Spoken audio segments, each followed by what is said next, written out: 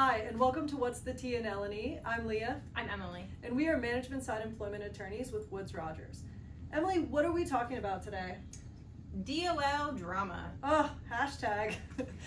All right, so there was a nationwide injunction. What does that even mean, nationwide? I feel like I say that term all the time. It basically means that a federal court issued an order that said, stop right now, stop everything. And there was an injunction that stopped the new Department of Labor rule that went into effect this past year that increased the salary threshold under the FLSA from about $36,000 to $43,000 in July, and then again it was supposed to increase January 1 to about $58,000.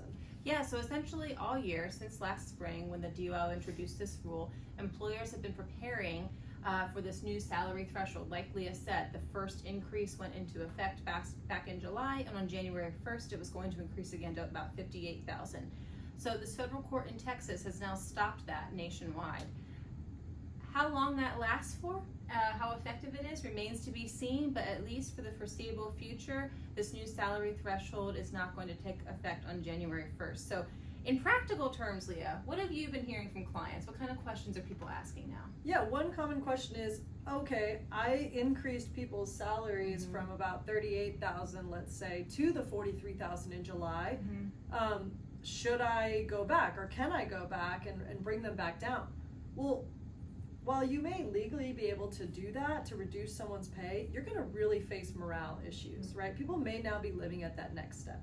And also, the cost of living has significantly increased these last few years. We are all feeling it. So it's important to assess your pay right now and make sure, are you staying competitive? Do a third-party market analysis and make sure you're looking at whether or not wages in your organization need to be increased to stay competitive. Absolutely. And remember, the salary portion is only one part of the exemption test.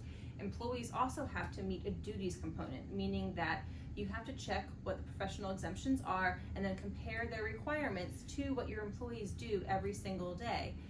You can't get around that. And because of all the attention right now on this issue, employees might be asking more questions about whether or not they're truly exempt. And I'm sure plaintiffs' attorneys are also taking a look. So you really want to double check and make sure that you're not just assuming that someone is exempt because of what they make, or they've simply always been exempt. That's not a good basis. Yeah, absolutely. This is a good time to audit your pay practices, audit your exemption classifications, and make sure people are properly classified.